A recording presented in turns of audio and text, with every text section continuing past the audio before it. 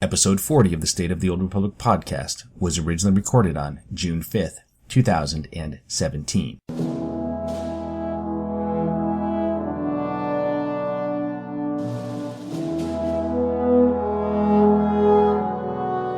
It's the State of the Old Republic podcast.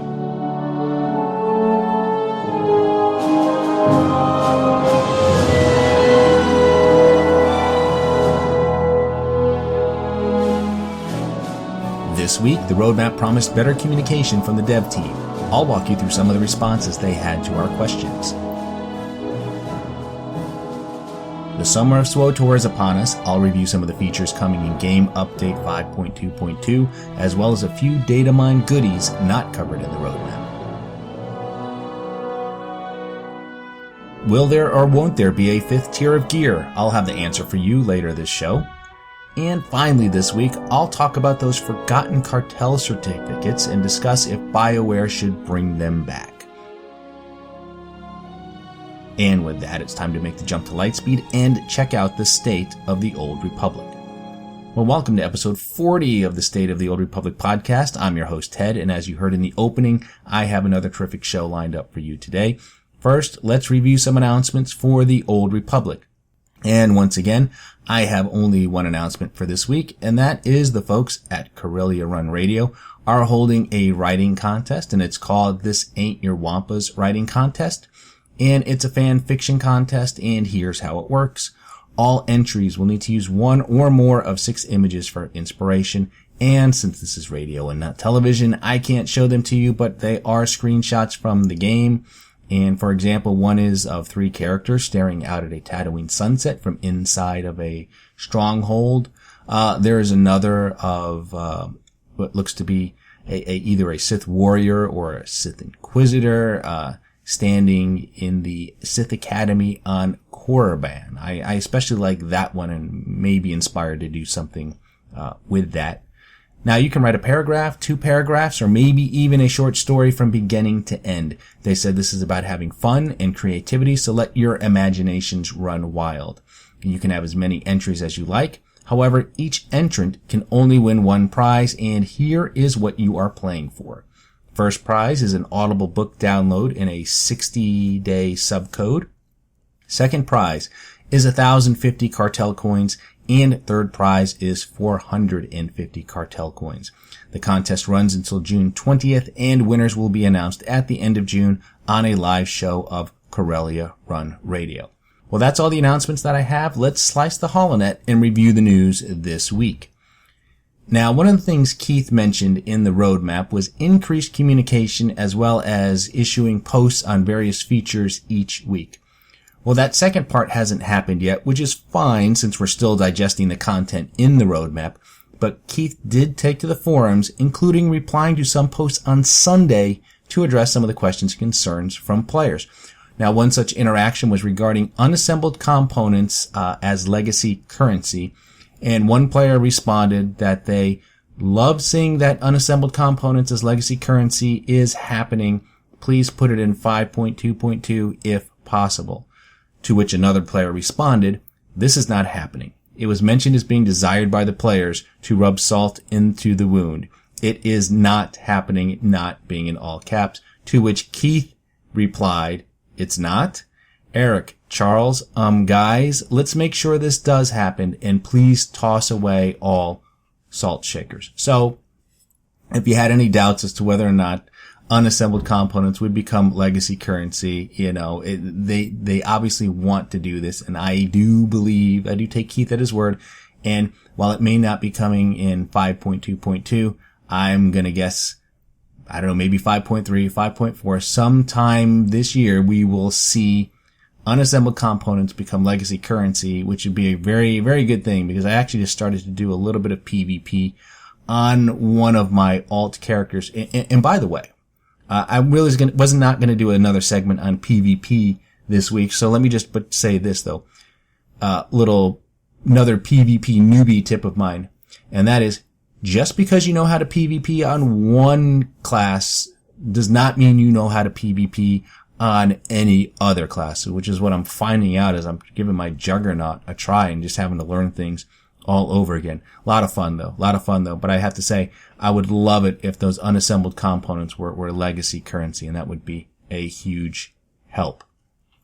Now, Keith continued on the subject of BioWare essentially following through with changes and features, by stating, there are absolutely going to be times where we say we want to do a thing, but we have to redirect and change course. When we realize we can't deliver, we'll tell you and explain what's up. Hopefully the change will be for the better, but in some cases we'll have to refer back to your message. Longer term, I'd like all of us to be in a position where we're comfortable with the direction of the game. You have a lot of confidence. We are on top of your concerns, and you'll get to a point where you are willing to be flexible, a sneaky term for being understanding and agreeable, not asking for anything right now except dialogue. So translation here, things can and do change, and there are times when they have an idea and it just doesn't pan out. And I'd like to think that if they scrap a feature, it's because they couldn't get it to meet their original vision. They started down a path and saw the quality just wasn't up to snuff and then abandoned it because it just wasn't going to work versus, well, they just didn't have time or resources, etc. I'd rather hear about concepts and things they're thinking about, knowing they may not make it into the game, rather than have them announce changes days before they go live. And I'm thinking back to around January timeframe. I think when they were kind of getting ready to talk about Game Update 5.1, I believe, and they started holding some live streams on Twitch. And while all that's great, but a lot of those features, though, they just sort of announced shortly before they were actually planning to release them. And I'd like to see them just talk about things way in advance of when they actually plan to release them, just to get an idea of some of the ideas they're thinking and some of the things that are coming down the pike. And I will say this, that Keith is definitely working towards the community team, providing us with more information. And this was demonstrated by Eric Musco in a post about upcoming bug fixes for Game Update 5.2.2. And here's what Eric wrote. One of the things Keith mentioned in the roadmap is that we want to work on enhancing communication with you, especially around the future. As part of that plan, approximately 2 weeks before each game update, I will post a thread with a list of currently planned and confirmed bug fixes. Once that list is live, I will post updates every few days as I get more information. This thread will become a living list of bug fixes that are slated for the next game update. And then he went on to say a few important caveats. These are not the patch notes, features, highlights, and the comprehensive list of bug fixes will be missing. This is not a comprehensive list of every bug fix in the patch. These bug fixes are subject to change and or to be removed. As we continue implementing fixes and testing them, some of these could get moved into other releases. And then he said, TLDR, this is preliminary and everything is subject to change. Now, as you know from the roadmap, the Summer of SWTOR is set to begin on June 13th with the release of Game Update 5.2.2. So, in relation to that, so I'll talk about the features that are coming, that we know about in just a moment, but I did want to circle back to that post I just talked about regarding bug fixes, because there are, in fact, a slew of bug fixes coming, which Eric, talked about in his post. And so these are all coming in 5.2.2, and this is the list that he provided. Again, it could change. It could grow, it could shrink, I guess, before they actually do release that game update on June 13th. But here are some of the things they are planning to fix. So 1, players who defeat the Infernal Council in the Eternity Vault will now receive the Defeating the Infernal Council achievement as intended. In fact, one of my guildmates, because we run Eternity Vault every week, was complaining about this, and not getting the achievement, and I think she's logged several bug complaints, bug reports, I should say. She's done that on several occasions, so I don't know if she's seen this or not. I'll have to go into the game when I'm done recording here and let her know that, after next week, she'll be able to get that achievement. Also being fixed, when purchasing a mount from the Cartel Market, the player will no longer receive the message, "You already own this item," unless they actually own it. Players can no longer see group chat after leaving or being removed from a group finder group. Players who finished Iocath who are unable to summon Alara Dorn or Malavi Quinn can now use the companion locator terminal to retrieve them. And then here's one that's got a spoiler tag associated with it. Redeemed Archon will now appear in the Odessa base after completing Chapter 9 of Knights of the Eternal Throne. What else? Let's see. Killing Yadira Ban in the Black Talon Flashpoint will no longer drop item rating 200 gear. The Tasban Ambush Space Mission is once again available via the Galaxy map. Multiple decorations have had their name corrected to properly reflect their Sand People origins. The Apprentice Force Lord's practice staff is no longer invisible while sheathed. The Mystic's Pole Saber now uses lightsaber mods as intended. Major Valor boosts, which are rewarded from encrypted data cubes, are now bind on pickup.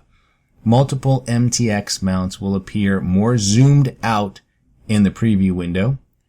Players who abandoned the mission facing the machines of war are no longer blocked from reacquiring it. That must have been annoying. Not something I experienced there, but I can imagine how that sounds like a very frustrating bug. Corrected an issue where players could get more than 8 players on their team in Warzone. So, that could explain every Warzone that ended in a defeat for me. In fact, I'm going to attribute it to that right there, and we'll see how things change on June 13th. The Kurtob Alliance Speeder has received its long overdue tune-up and once again moves at the proper speed. That's good. That was an annoying thing. And by the way, in case you aren't aware, I've talked about this before. That mount actually is designed to go at 110% speed, regardless of your piloting skill, which is great, when you're level 1, and leveling up a character. I will be curious to see if they bump it up to the new max level with the perks that are coming. I doubt it. I think that's just going to stay at 110% speed, and I will just feel less good about using it on new characters from here on out.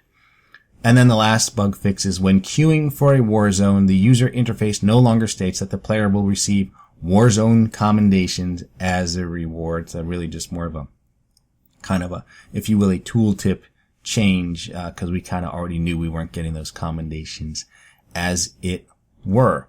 So, those are the bug fixes coming in Game Update 5.2.2, and then here are some of the major features that are coming on June 13th, which is, this coming Tuesday.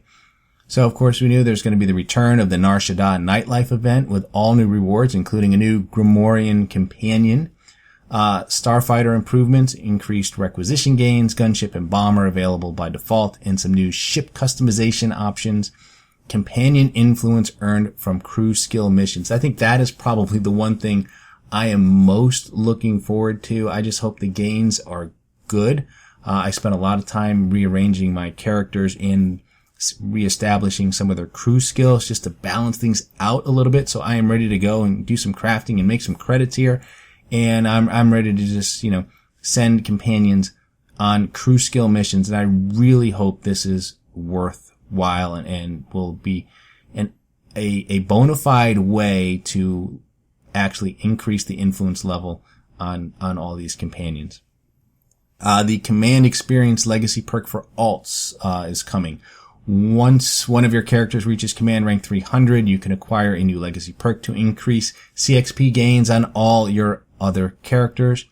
There's going to be the ability to craft tier 4 armor, and both Theron Shan and Shea Vizsla's appearances can now be customized, and then we're going to get new legacy perks for mount speeds 4 and 5, which will allow you to increase your mount speed from to 120% and then to 130%.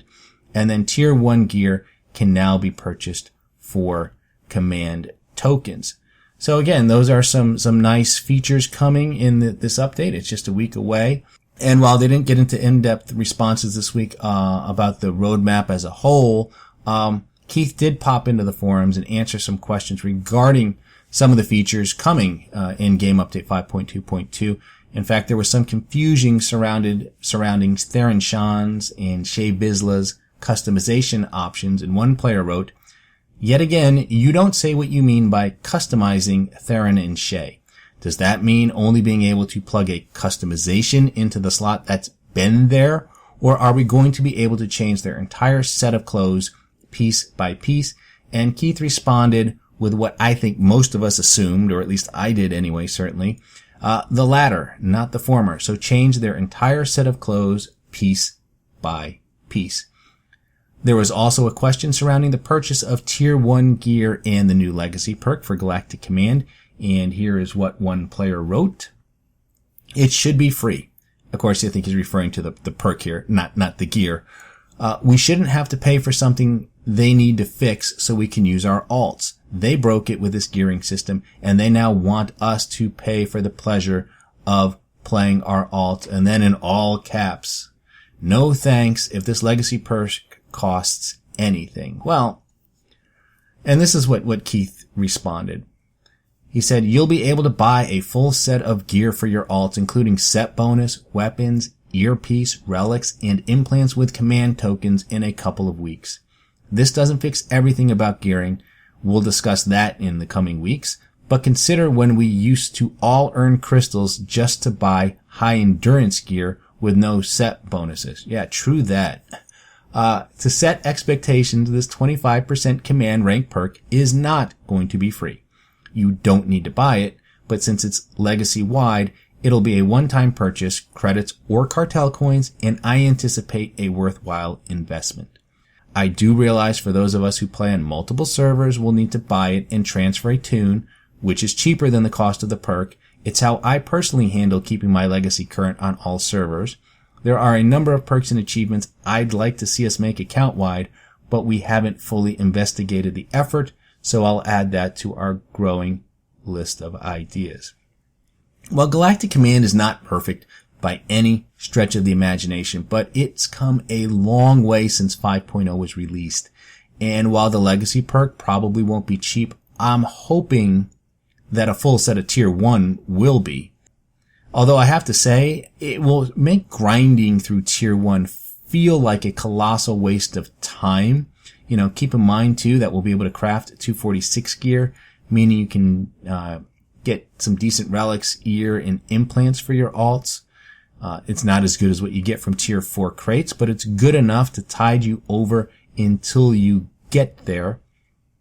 So I think overall it's a good change. I mean, as far as, you know, all these legacy perks cost money, and you know, we've seen this before, right? I mean, where BioWare has chosen to kind of address a problem with a credit sink, and Companion Influence was one of those things too. I mean, I thought the design for gift giving and the whole Companion Influence thing was flawed, and what did they do? They gave us some legacy perks where you could reduce the amount of time it would take to hand over a gift to a companion. So, I mean, you know, they do things like this from time to time. Well, I think at 25 permanent, you know, purchasing a legacy perk that is legacy wide and affects, you know, your entire legacy, I think is great, for a 25%, boost to command CXP. I think that'd actually be something definitely worth getting. And then I like the idea of, you know, just transferring a tune over to another server to kind of sync up the legacy there as well. So, and you know, and another thing to think about with alts here too is there's probably not going to be a fifth tier of gear, and that's what I want to talk about right now. Let's talk about Tier 5. And as you may have known, I've been of the opinion that as the expansion progresses, that there would be a fifth tier of gear. But according to Keith, that may not happen, and here is what he had to say about that. I may be opening a can of worms by replying, but I wanted to address the question about Tier 5. Essentially, what you are seeing is just old data that needs to be purged. We have no plans to add Tier 5 levels/crates to Galactic Command anytime soon. I'll be sure to kick off a thread after I release the roadmap to dive deeper into our gearing vision for the coming year. That way, we're all on the same footing and can have a good discussion about what and when. So no Tier 5 anytime soon. Now, I suppose that doesn't mean never, but if they were going to follow suit and deliver another expansion in the November-December time frame, or even early 2018, then waiting to introduce Tier 5 runs the risk of crossing a threshold where they shouldn't even bother. Unless the Tier 5 unassembled gear pieces drop from Veteran Mode and Master Mode ops, you'll never get a complete set unless you're already in full 248 and have a lot of unassembled components saved up and ready to PvP your butt off. And even if you do get a full set, you probably won't, of Tier 5, you probably won't have it very long before the new expansion drops and you're leveling and replacing that gear. So again, I don't know what anytime soon is, but I think we're beyond needing another tier of gear, and people have enough alts that I think they'd rather just gear them up than continue to gear their main tune. That's how I feel about it, and I'm ready to focus on some other tunes and level up their Galactic Command and get them in best in slot. And if they introduce a 5th tier of gear, I will never get there. So if Tier 4 is the top, that's fine by me, because I got plenty of tunes that I would love to get in best in slot gear before whatever comes next. So I mentioned before that the Summer of SWTOR begins next week with Game Update 5.2.2, and in addition to the changes mentioned in the roadmap, there are actually some additional data mine nuggets that may be part of both 5.2.2 and 5.3. Of course, before I begin, I feel obligated to give you the standard disclaimer that none of this is official, and it's all subject to change, and things might not make it to the live servers, such as Tier 5 gear, which I just talked about. But there are some cool things and some interesting things anyway, and here are some of the features from the latest set of data mined information. And one of them is interesting. It says it looks like the bonus HK chapter might be coming to the Cartel Market for players to purchase. Now, if you recall, this was a subscriber reward. I can't remember the exact conditions, but if you held a live subscription for pretty much all of Knights of the Fallen Empire, you received access to this chapter. Now, according to the information, it's a Cartel Market item that requires level 65. It's BOE, of course, and the tooltip reads, applies the selected unlock to your player character. I'm totally fine with them making this chapter available to others. Those of us who subscribe to the game got access to it almost a year ago, and it's available to all of our characters. This looks like it's player specific or character specific, although I suspect you'll be able to unlock it in your collection. And it's one thing to give a companion or mount out as a special reward, but story is different. And this story had some cool gameplay as you got to play as HK-55. It had some great moments, and it ties in with the Shroud storyline and brings closure to it. I just feel like it's something everyone should have the opportunity to experience. Now, I don't know if it will come with the Zoom Droid Companion, but I have to think that it would. And there was no mention of price, but given what they've done with some of the platinum items, I would imagine that this will cost quite a few Cartel coins. In fact, if it were up to me, I would price it close to what subscribers paid to get it with their continuous subscriptions. Maybe not quite that much, but certainly close. And to me, that does not seem unreasonable. That way people who purchase it from the Cartel Market would be spending roughly the same amount of money as those of us who just paid our monthly subscriptions did. And I think that would be a pretty good compromise to releasing this on the Cartel Market. Now we know the Nightlife event is returning, and the Gamorrean Guard companion is confirmed, and I believe this is likely going to be a jackpot reward versus something you purchase. There were some other items related to the event, though, that were data mined, and I believe these will be purchasable with the Nightlife currency. There were some decorations, which included a gambler's mic stand, a gambler's bar, and a gambler's party floor.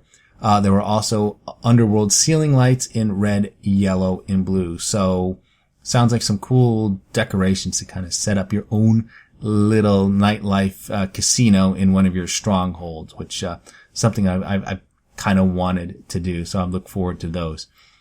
There was also a new armor set called the Nightlife Socialite set. It's a 6-piece set which includes boots, a sash, a top, trendy pants, wrist guards, and covert gloves, which of course are hidden, i.e. no gloves.